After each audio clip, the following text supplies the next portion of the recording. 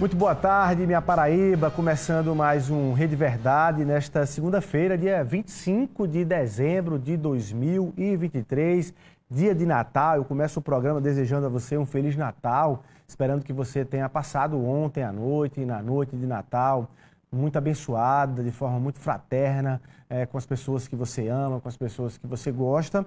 E hoje aqui já acompanhando a programação da sua TV Arapuã, eu tenho a alegria de neste dia 25, dia de Natal, estar aqui comigo o coordenador das pastorais da Arquidiocese, pároco da paróquia Santana, em São Joaquim, em João Pessoa, escritor, músico, o padre Márcio José, que está aqui conosco para bater um papo. Padre Márcio, muito boa tarde, obrigado pela sua presença nesse dia 25, encontrando um espaçozinho entre uma missa, uma celebração e outra, para estar conversando aqui com o nosso telespectador hoje. Muito boa tarde, obrigado. Boa tarde, é uma alegria poder participar nesse dia soleníssimo para a nossa igreja, para nós cristãos.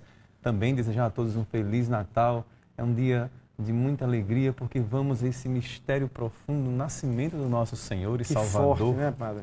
E, para o cristão, o que ele precisa compreender desse momento? Compreender da mensagem, né, de um momento como esse, do nascimento de Jesus, do Natal. Primeiro vamos ao núcleo central de nossa fé. Um Deus que se encarna, olha, que vem ao nosso encontro. Sendo Deus se faz homem. Que mistério profundíssimo. E nesses dias tenho refletido, e nas minhas homilias, nesse tempo do Natal, eu quero aprofundar, que o Natal é um mistério de escondimento. Ou seja, eu acho que aquilo que é mais importante para um cristão hoje, dentro de um contexto atual de mundo, onde as pessoas querem likes, querem ser vistas, o Natal do Senhor é aquele do escondimento de uma gruta. Olha só. Então eu penso que... O inverso de um caminhamento do mundo. Deus, eu penso que Ele trabalha como um mistério salvífico, sempre no inverso. Aquilo que é grande se torna tão indefeso e pequeno numa criança, mas é grande, continua sendo o mistério absoluto de um Deus.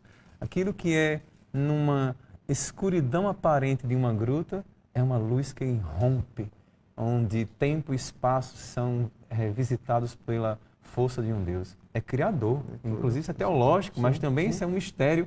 Eu penso que todo cristão católico, todo cristão, em mais diversas circunstâncias da vida, possam dizer hoje: nós cremos nessa presença do Senhor que veio nos visitar e divinizou-nos. Há uma compreensão dos orientais, a Igreja Católica Oriental, de que a encarnação do Verbo é uma divinização do homem. Olha que mistério profundo. O padre, você fala nessa história do nascimento como luz para o mundo, e a gente vê que as pessoas costumam ficar tristes quando chega o Natal. Eu vi até recentemente pesquisas que apontam que é um momento em que as pessoas entram ali ou numa leve depressão ou numa tristeza, mas me parece que é para ser o contrário, né? Assim, como entender que, na verdade, a chegada de Jesus, o nascimento de Jesus, ou seja, celebrar isso é uma celebração de alegria e felicidade, as pessoas vão na contramão disso. Por quê? Pois é, Luiz, nós vivemos também uma ambiguidade em nossas vidas. Quantas vezes estamos felizes em meio a momentos de tristeza?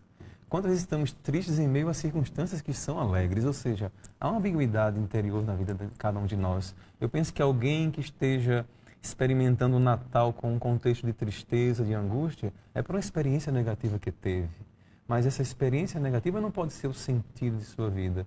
Hoje queremos anunciar como cristãos a boa nova, a boa notícia de um nascimento que anuncia uma esperança viva, um sonho diferente. É possível sonhar, porque a questão do Natal, muito mais do que sendo algo exterior, é interior. Nós somos convidados a uma interioridade. O mundo corre da interioridade porque tem medo de si.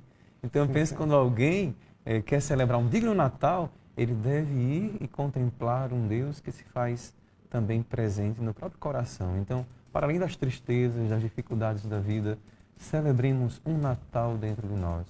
Há um Deus que não esquece da gente. Ele veio nos visitar. Ele é o Emmanuel, o Deus conosco.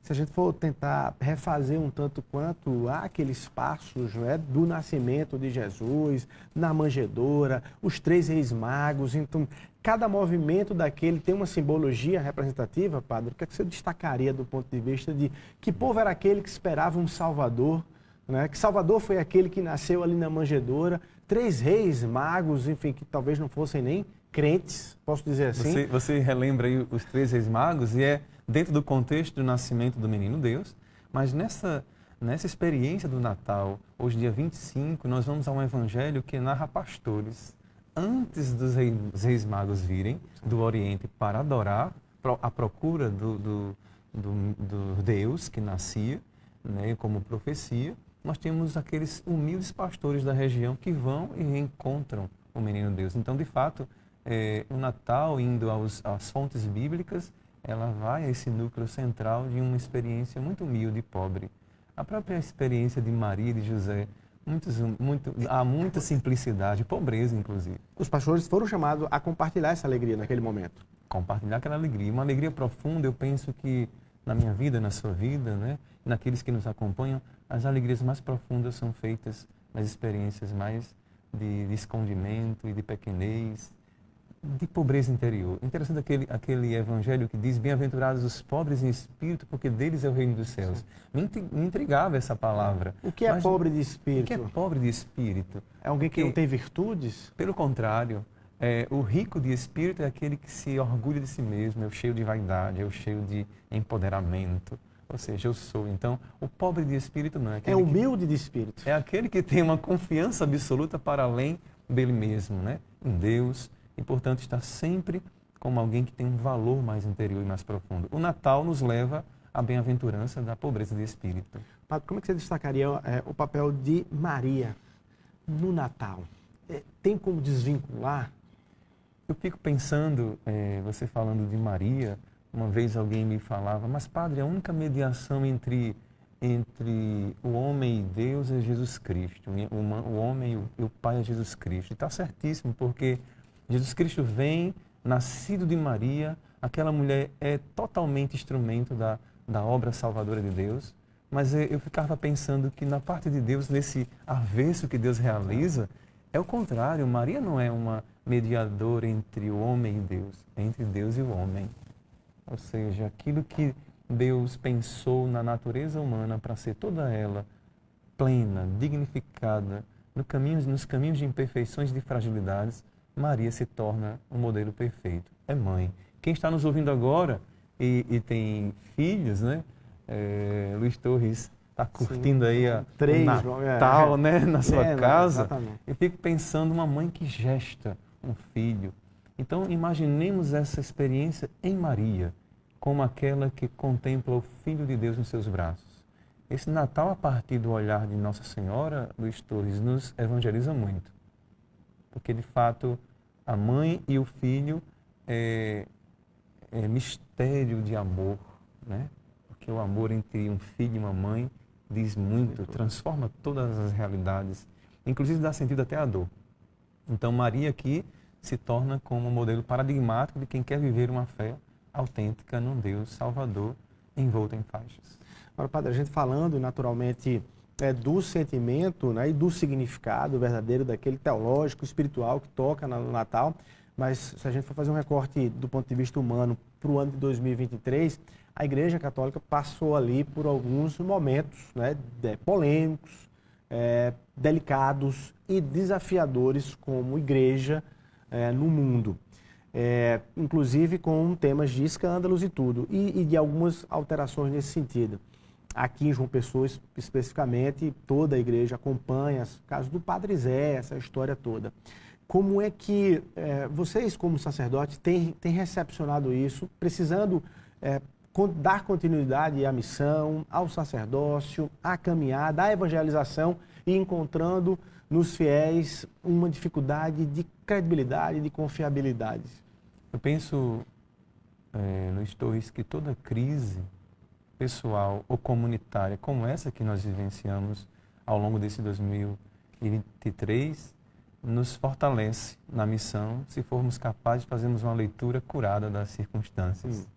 É doloroso, é um irmão, ou são os irmãos, um presbitério é um grupo de padres, ou a igreja é um corpo místico de Cristo, onde ele é a cabeça.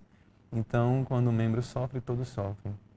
E nós sentimos como próximos ao nosso arcebispo, Dom Manuel Delson, essa dor, essa vergonha, mas ao mesmo tempo essa oportunidade de fazermos perceber que há muitos valores e significados que leigos, padres, religiosos e religiosas estão dizendo nossa igreja é viva, ela é forte. Não é essa negativa experiência que define quem é a Igreja Católica na Paraíba, aqui na nossa arquidiocese. É algo que nos constrange e que descortina, né, certos descompassos. E agora está na hora da gente dizer, opa, se isso era frágil, agora vamos fortalecer para encontrarmos um caminho da verdadeira vida, do verdadeiro testemunho. Porque ainda continua uma grande tentação na nossa vida, que é o do poder, do dinheiro, do prazer.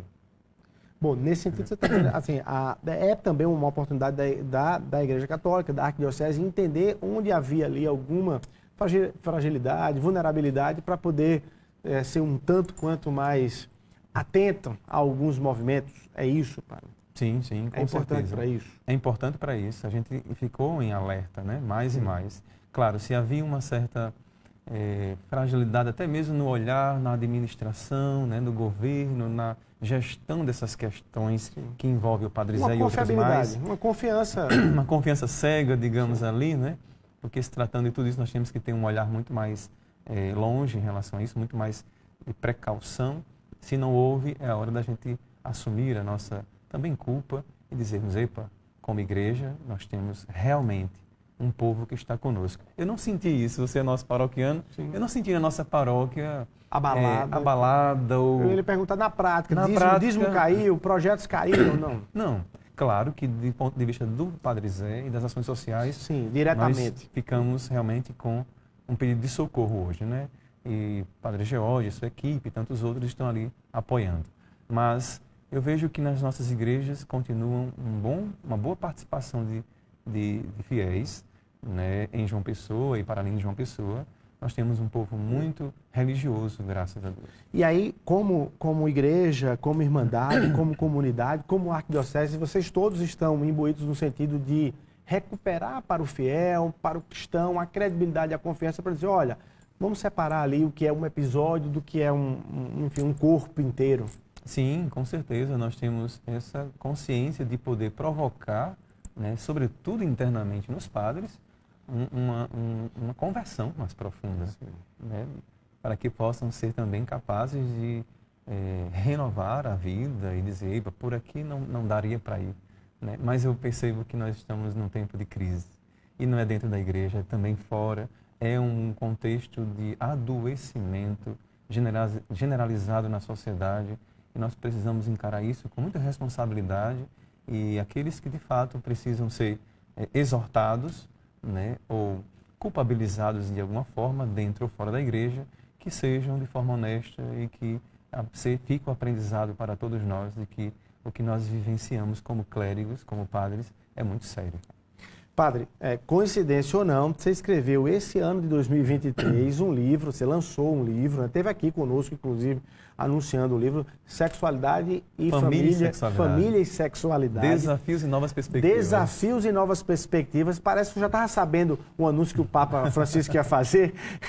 Vamos conversar sobre isso no próximo bloco. Vamos rapidinho, 1 minutinho só, e a gente volta aqui conversando com o Padre Márcio José aqui no Rede Verdade. 1 minutinho só.